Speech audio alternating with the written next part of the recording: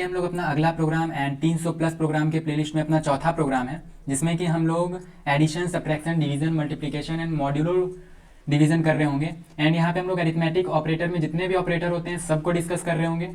तो arithmetic operator क्या होता है, मैंने आप लोगों को ऑपरेटर वाले वीडियो में बताया था। हम लोगों ने पढ़ा था कि टोटल 5 तरह के ऑपरेटर होते हैं। थ्योरी वाले सी के लेक्चर में पढ़ा था कि 5 तरह के ऑपरेटर होते हैं, जिसमें कि सबसे पहला होता है arithmetic operator and relational operator, bitwise operator and logical operator और टर्नरी ऑपरेटर। ये कुल 5 तरह के ऑपरेटर होते हैं। एंड अरिथमेटिक ऑपरेटर में आता है addition, subtraction, division, multiplication, modulo division.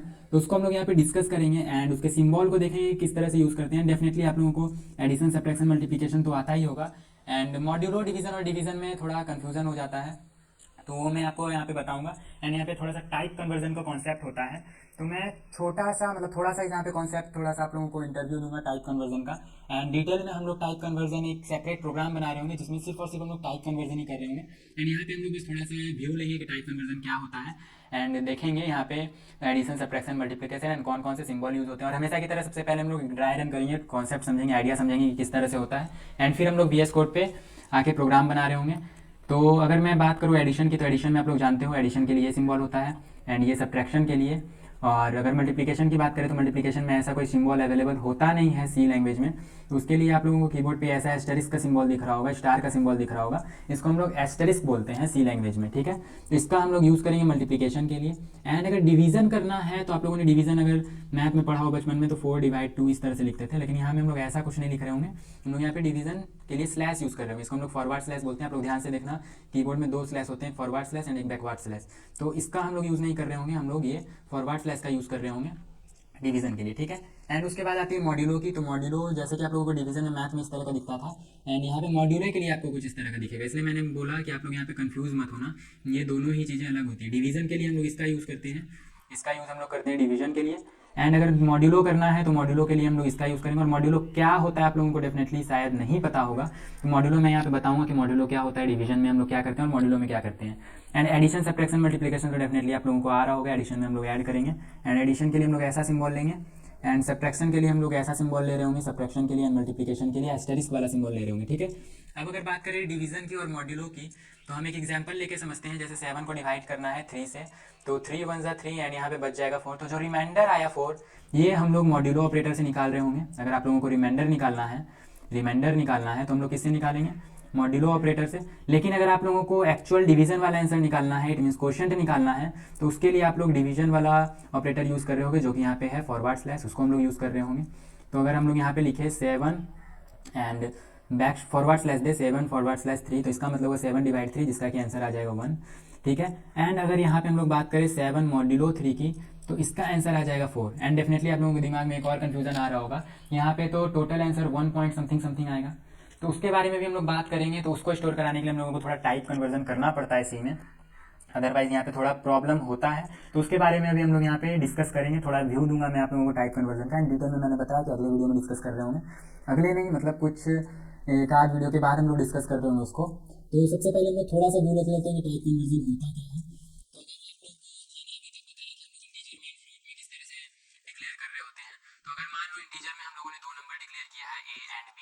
And फिर इंटीजर में ही हम लोगों ने एक और वेरिएबल डिक्लेयर किया है डिवीजन नाम का, ठीक है। तो यहाँ पे हम लोग डिवीजन मान लो करा रहे हैं, division is equal to A and division वाला सिंबल दे रहे हैं बी।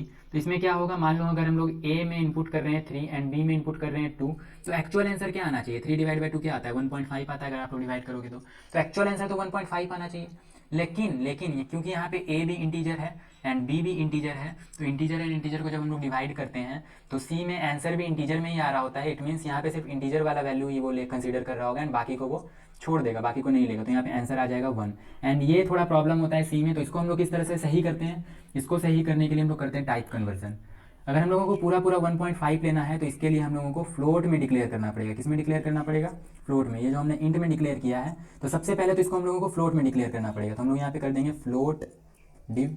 तो फ्लोट में डिक्लेयर करने के बाद भी अगर हम लोग div is equal to a/b लिखते हैं, a/b, तो भी यहाँ पे आंसर 1 ही आ रहा होगा, क्योंकि एक्चुअल में a भी इंटीजर है एंड b भी इंटीजर है। तो इंटीजर को डिवाइड करेंगे तो इंटीजर इंटीजर ही आ रहा होगा, ठीक है। अभी हम लोग सी में करके देखेंगे कि इंटीजर ही आ रहा होगा। तो अगर हम लोगों को फ्लोट में चाहिए तो क्या करेंगे, यहाँ पे फ्लोट में हम लोगों ने डिक्लेयर भी कर दिया फिर भी नहीं हुआ, तो इसके लिए हम लोगों को करना पड़ता है टाइप कन्वर्जन, मतलब ए एंड बी से जो आंसर आ रहा है पूरा पूरा उसको फ्लोट में स्टोर कराने के लिए फ्लोट टाइप कन्वर्जन करना पड़ेगा ए और बी का। मतलब ए को भी हम लोगों को फ्लोट में कन्वर्ट करना पड़ेगा और बी को भी। इसको कैसे करेंगे, तो हम लोग यहाँ पे लिखेंगे डिवीजन इज इक्वल टू, आगे में बस फ्लोट लगा देंगे एंड उसको ब्रैकेट दे देंगे, ब्रैकेट में फ्लोट लिख लेंगे एंड फिर लिखेंगे ए बाई बी। तो अब इससे आंसर सही आ रहा है, इससे पूरा पूरा 1.5 आंसर आ रहा होगा। ठीक है, ए बाई बी जो कि 1.5 आना चाहिए था, तो अब पूरा पूरा 1.5 आ रहा होगा। फ्लोट में ये कन्वर्ट हो रहा होगा यहाँ पे एंड उसको जाके हम लोग डिवीजन में स्टोर कर रहे होंगे। तो समझ में आया, एक्चुअल में यहाँ पे इंटीजर वैल्यू था, ये भी इंटीजर वैल्यू था एंड क्योंकि रिजल्ट भी इंटीजर ही आता अगर हम लोग यहाँ पे फ्लोट नहीं लगाते तो क्योंकि हम लोगों को फ्लोट में चाहिए था, इंटीजर से फ्लोट में कन्वर्ट करना था, तो हम लोगों ने यहाँ फ्लोट लिख दिया। अगर फ्लोट से इंटीजर में कन्वर्ट करना होगा तो यहाँ फ्लोट की जगह हम लोग इंटीजर लिख देंगे। तो कुछ इस तरह से टाइप कन्वर्जन करते हैं एंड टेंशन बिल्कुल भी नहीं लेना है। अगर अच्छे से समझ में नहीं आया तो प्रोग्राम में जैसे ही हम लोग आएंगे एंड इनपुट करेंगे, प्रिंट करेंगे, तो आप लोगों को समझ में आ जाएगा। एंड टाइप कन्वर्जन को डिटेल में तो हम लोग आगे वाले वीडियो में डिस्कस कर रहे होंगे, आने वाले वीडियोज़ में। तो आप लोग बस ध्यान से देखते जाओ कि हम लोग किस तरह से कर रहे हैं। एंड वी एस कोड में देखते हैं तो डेफिनेटली आप लोगों को काफ़ी अच्छे से समझ में आएगा। तो हमेशा की तरह हम लोग सबसे पहले यहाँ पे अपना हेडर फाइल इंक्लूड कर देते हैं, stdio.h हेडर फाइल इंक्लूड कर देंगे। एंड यहाँ पे मैथ हेडर फाइल भी इंक्लूड कर सकते हो, conio.h भी इंक्लूड कर सकते हो, लेकिन यहाँ पे ऐसा कोई यूज़ नहीं आने वाला है मुझे, तो मैं यहाँ पे इंक्लूड नहीं कर रहा हूँ। आप चाहो तो कर सकते हो, उससे भी कोई दिक्कत नहीं होगा। ठीक है, या चलो मैं इंक्लूड कर ही देता हूँ, हैश इंक्लूड। वैसे तो बहुत सारे हेडर फाइल है, कितने हेडर फाइल हम लोग इंक्लूड करते रहेंगे, जिसका यूज़ होगा डेफिनेटली हम लोग उसी का यूज़ करेंगे। conio.h and hash include math.h and string.h भी होता है। तो ऐसा जिसकी कोई ज़रूरत नहीं है, इतने हेडर फाइल आप लोगों को इंक्लूड करने की ज़रूरत नहीं है। बस ये जो नेसेसरी हेडर फाइल होता है वो होता है ये stdio.h, जिसमें printf scanf जैसे फंक्शन स्टोर होते हैं। तो ये काफ़ी नेसेसरी फंक्शन है, इसको तो आप लोग को लगाना ही है, include stdio.h। बाकी आप नहीं भी लगा रहे हो तो चलेगा, लेकिन include stdio.h तो आप लोगों को लगाना ही है। एंड math.h भी हम लोग तब लगा रहे होंगे जब मैथ फंक्शन यूज़ कर रहे होंगे। तो ये सारी चीज़ें मैंने बता रखी हैं, आप लोग देखना अगर प्रीवियस वीडियोस आप लोगों ने नहीं देखा है तो। एंड फिर यहाँ पे इंट मेन लिखेंगे एंड इसके अंदर हम लोग अपना डेफिनेटली कोड लिख रहे होते हैं। इंट में डिक्लेयर करेंगे लोग सारी चीज़ें को, ए एंड बी हम लोग डिक्लेयर कर रहे होंगे नंबर को इनपुट लेने के लिए, एंड नंबर इससे इनपुट हो जाएगा। एंड नंबर इनपुट करने के बाद, मेरा माइक गिर गया था तो उम्मीद है आवाज़ ठीक आ रहा होगा। एंड यहाँ पे हम लोग नंबर इनपुट कर लेंगे एंड नंबर इनपुट करने के बाद हम लोग को डेफिनेटली कुछ प्रोसेस भी कर रहे होंगे, तो उसके लिए ऐड कंटेनर बना देंगे जिसमें एडिशन करके हम लोग स्टोर करा रहे होंगे, एंड सब कंटेनर बना देंगे जिसमें कि सब्ट्रैक्शन स्टोर करा रहे होंगे, एंड डिव कंटेनर बना लेंगे जिसमें कि डिवीजन स्टोर करा रहे होंगे, and multiplication and modulo division. तो हम लोग यहाँ पे ए और बी का वैल्यू को यूजर से भी ले सकते हैं। यूजर से किस तरह से लेंगे मैंने बताया, यूजर को एक प्रिंटफ से मैसेज शो करेंगे, enter value of A, enter value of B, and scanf से वैल्यू ले रहे होंगे। लेकिन हम लोग यहाँ पे डायरेक्टली इनिशियलाइज कर देते हैं, ए इज इक्वल टू 3 ले लेते हैं जो कि मैंने एग्जाम्पल में लिया, and B is equal to ले लेते हैं, बी इज इक्वल टू ले लेते हैं 2 लिया था, बी इज इक्वल टू 2 ले लेते हैं।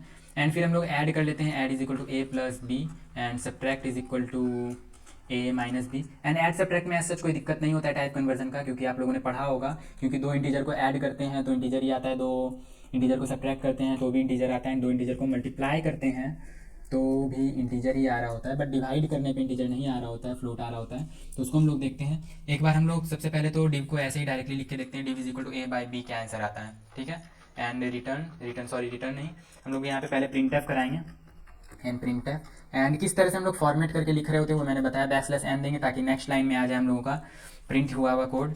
तो backslash N and addition is equal to %d एक फॉर्मेट स्पेसिफायर है। एंड फिर चलो मैं एक एक करके लिख के दिखाता हूँ ताकि आप लोगों को अच्छे से समझ में आए। ठीक है, %d एंड फिर एक साथ भी लिख के देख रहे होंगे, फॉर्मेटिंग करके देख रहे होंगे %d एंड यहाँ पे क्या लिखेंगे, ऐड, ताकि ऐड के अंदर जो वैल्यू, ऐड वाले कंटेनर में जो वैल्यू स्टोर हुई है वो यहाँ पे आ जाए। एंड ऐड शिफ्ट डाउन से आप लोग इसको कॉपी पेस्ट कर सकते हो, क्योंकि अभी हम लोगों को और भी यहाँ पे चीज़ें लिखनी है। अब यहाँ पे ऐड हो गया एंड एक सब्ट्रैक्ट के लिए सब जो कंटेनर बनाया था, और यहाँ पे हम लोग लिख देते हैं सब्ट्रैक्शन। बस सबको बारी बारी आप लोगों को लिख लेना है, जो भी यहाँ पे हम लोग यूज़ कर रहे होंगे उसको आपको यहाँ पे लिख लेना है। Subtraction is equal to %d and फिर मल्टीप्लिकेशन ही था ना, मल्टीप्लिकेशन। एंड फिर यहाँ पे ऐड की जगह कौन सा कंटेनर का नाम डालना होगा, मल्टीप्लिकेशन की वैल्यू चाहिए। एंड फिर उसके बाद डिवीजन, तो डिवीजन की जगह डिव नाम का कंटेनर डालना होगा। एंड मॉड्यूलो छूट गया, यहाँ पे मॉड्यूलो भी देना था, मॉड्यूलो। एंड मॉड्यूलो के लिए मॉड नाम का कंटेनर जो हमने बनाया उसी में इसको स्टोर करा रहे होंगे, मॉड ए मॉड्यूलो बी। ठीक है, तो मल्टीप्लिकेशन हो गया एंड डिवीजन हो गया। यहाँ पे डिवीजन में लिख देता हूँ डिवीज़न, ये बस हम लोग मैसेज के लिए लिख रहे हैं ताकि यूज़र को दिख जाए कि कौन सा मल्टीप्लिकेशन का आंसर है, कौन सा डिवीज़न का आंसर है, कौन सा सब्ट्रैक्शन का आंसर है, एंड कौन सा मॉड्यूलस का आंसर है। Modulus is equal to %d and mod वाले कंटेनर में है। एंड फिर हम लोग यहाँ पे लिख देंगे रिटर्न 0। एंड ये सब क्या होता है मैंने बता रखा है। प्रोग्राम को करते हैं run, control shift and tilde से। उसके बाद हम लोगों को यहाँ पे प्रोग्राम का नाम लिखना होता है जीसीसी दे के, जो भी नाम है प्रोग्राम डॉट 4। देखो यहाँ पे मैंने मेरे प्रोग्राम का क्या नाम रखा है, प्रोग्राम डॉट 4। एंड मुझे फॉलो कर रहे हो तो प्रोग्राम 1, प्रोग्राम 3, प्रोग्राम 4 एंड इस तरह से 300 प्लस प्रोग्राम तक हम लोग जाएंगे। एंड उसके बाद सॉरी कुछ हम लोगों ने गलती लिख दिया, जीसीसी प्रोग्राम 4 नाम था एंड मैंने प्रोग्राम डॉट 4 लिख लिया। प्रोग्राम 4 डॉट सी लिखना होता है, लास्ट में सी का एक्सटेंशन भी लगाना होता है, ठीक है। एंड उसके बाद अगर आप लोग मैक यूज़र हो तो ./a.out लिखना है आप लोगों को। एंड अगर आप लोग विंडो यूज़र है जो कि मैं हूँ तो ./a.exe लिख रहे होंगे, ठीक है। एंड उसके बाद देख लो आप लोग यहाँ पे सबका वैल्यू आ चुका है यहाँ पे, एडिशन इज इक्वल टू, और ये एक्चुअली क्या आ रहा है, ऐड सब्ट्रैक्ट। शायद हम लोगों ने कुछ गलती लिख दिया यहाँ पे, एक बार हम लोग देख लेते हैं। Addition is equal to %d, add subtraction is equal to %d, subtract multiplication is equal to. तो हम लोगों ने सारी चीज़ें तो सही लिखी हैं। एंड अच्छा यहाँ पे हम लोगों ने गलत जगह हम लोगों ने ये कर दिया, यहाँ कॉमा के बाद होता है सब्ट्रैक्शन, एंड ऊपर भी सब जगह हम लोगों को सही करना पड़ेगा। ये जो ऐड है ये इसके बाहर आ रहा होगा ना कि अंदर, इसके बाहर में आ रहा होगा, मैंने गलती से अंदर में लिख दिया। तो सबको हम लोग inverted comma, double inverted comma जो उसके बाहर लिख रहे होंगे, कॉमा मल्टीप्लाई, एंड यहाँ सारी जगह मैंने देखो अंदर में लिख लिया, इसलिए वो मैसेज की तरह से हो रहा था, ठीक है। तो हम लोग इसको अच्छे से लिख देते हैं इसको बस फॉर्मेटिंग सही करनी है थोड़ी सी, और कुछ नहीं। क्या था, डिवीज़न। एंड यहाँ पे तो मैंने ठीक लिखा है, ठीक है। अब सारा चीज़ सही हो गई है। यहाँ पे MUL मल्टीप्लिकेशन।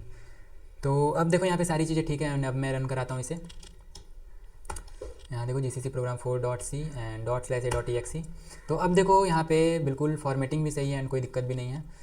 देखो यहाँ पे एडिशन का आंसर 5 आ रहा है, जो कि 3 + 2 5 होगा, सब्ट्रैक्शन 1 आ रहा है, एंड मल्टीप्लिकेशन 6 आ रहा है, 3 × 2 6 होगा। एंड मॉड्यूलो देखो, मॉड्यूलो तो 1 ही आना था एंड मॉड्यूलो 1 आ भी रहा है। यहाँ पे मैंने \n नहीं दिया, इसलिए वो उसी लाइन में देखो आ रहा है। तो \n देखो नहीं देने से क्या हो रहा है, वो उसी लाइन में आ जा रहा है, ये नेक्स्ट लाइन में नहीं जा रहा है। तो अगर नेक्स्ट लाइन में डालना है तो हम लोग यहाँ पे \n देना पड़ेगा। तो एक बार और हम लोग यहाँ पे रन करा लेते हैं। अब देखो बिल्कुल सही आ रहा है, मॉड्यूलस का आंसर भी modulus is equal to 1। And division में आप लोग देखो जो कि 1.5 आना चाहिए था, यहाँ 1.5 नहीं आके यहाँ क्या आ रहा है, 1 आ रहा है। तो हम लोगों को यहाँ पे क्या करना पड़ेगा, टाइप कन्वर्जन करना पड़ेगा, जिसके लिए हम लोग यहाँ पे लिखेंगे फ्लोट, लिख रहे होंगे FLOAT फ्लोट, एंड ब्रैकेट के अंदर लिख रहे होंगे फ्लोट। इससे क्या होगा, ए का जो इंटीजर वैल्यू है फ्लोट में कन्वर्ट हो जाएगा एंड बी का इंटीजर वैल्यू फ्लोट में कन्वर्ट हो जाएगा एंड आंसर फ्लोट में आ रहा होगा। लेकिन अब भी अगर हम लोग यहाँ पे रन कराएंगे तो आंसर सही नहीं आ रहा होगा। एंड क्यों नहीं आ रहा होगा तो वो आप लोग अभी बताओ क्यों नहीं आ रहा होगा, तब तक मैं रन कराता हूँ। यहाँ देखो अभी भी डिवीज़न का आंसर वही आ रहा है, तो क्यों नहीं आ रहा है, तो डेफिनेटली आप लोगों ने सोच लिया होगा क्यों नहीं आ रहा है, मैंने बताया है ड्राई रन में। यहाँ पे देखो हम लोगों ने टाइप कन्वर्जन तो कर दिया, यहाँ पे हम लोगों ने टाइप कन्वर्जन तो कर दिया, लेकिन यहाँ पे अभी भी ये जो डिवीज़न है वो तो इंटीजर नाम के कंटेनर में, इंटीजर नाम का डेटा टाइप से ही डिक्लेयर किया गया है एंड इसको हम लोगों ने फ्लोट तो किया नहीं है। तो यहाँ पे फ्लोट करना होगा, फ्लोट डिव। एंड और एक चीज़ है जिसको सही करना पड़ेगा, यहाँ पे देखो हम लोगों ने फॉर्मेट स्पेसिफाइड डिवीजन में %d यूज़ किया है, इसको हम लोग %d नहीं %d ही यूज़ किया है, तो इसको हम लोगों को %f करना होगा। अब देखो बिल्कुल परफेक्ट आंसर आ रहा होगा, यहाँ ध्यान से देखो 1.5 आंसर आ रहा है। एंड अगर आप लोगों को चाहिए कि हम लोगों को सिर्फ एक ही डिजिट तक चाहिए डेसिमल के बाद एंड 2 डिजिट तक चाहिए, तो आप लोगों को देख लेना है कि अगर आप लोगों को चाहिए कि एक ही डिजिट तक यहाँ पे आंसर आए या फिर 2 डिजिट का आंसर आए डेसिमल के बाद, तो आप लोगों को देखना है यहाँ पे सिर्फ अगर हम लोग %2d कर देते हैं तो इसका मतलब होता है कि डेसिमल के बाद 2 वैल्यू, सॉरी 2d नहीं, f के बाद %.2f, इसका मतलब हो जाएगा कि डेसिमल के बाद 2 वैल्यू चाहिए हम लोगों को, ठीक है। तो अब हम लोग यहाँ पे आराम से रन करा लेते हैं दोबारा से एंड देखते हैं अब हम लोग का बिल्कुल प्रॉपर तरीके से रन कर रहा होगा। देखो 1.5 आ रहा है, मॉड्यूलस सही आ रहा है, मल्टीप्लिकेशन, सब्ट्रैक्शन एंड एडिशन सारी चीज़ें हम लोगों की सही आ रही है। तो ये तो हो गया हम लोगों का नॉर्मल अरिथमेटिक ऑपरेटर का यहाँ पे यूज़ किया एंड थोड़ा बहुत टाइप कन्वर्जन भी सीखा। एंड टाइप कन्वर्जन को हम लोग डिटेल में सीख रहे होंगे क्योंकि टाइप कन्वर्जन काफ़ी ज़्यादा इंपॉर्टेंट है। अगर आप लोग कोई बड़ा प्रोग्राम बना रहे हो एंड बीच में आप लोगों को कुछ टाइप कन्वर्ट करने की ज़रूरत पड़ गया तो आप लोग वहाँ पे डेफिनेटली टाइप कन्वर्जन कर रहे होगे। एंड यहाँ पे तो मैंने बस ओवरव्यू दिया है टाइप कन्वर्जन का। टाइप कन्वर्जन को एक सेपरेट प्रोग्राम में हम लोग सिर्फ टाइप कन्वर्जन पे ही प्रोग्राम बना रहे होंगे एक, तो आप लोगों को फॉलो करना है। एंड नेक्स्ट प्रोग्राम में मिलते हैं हम लोग।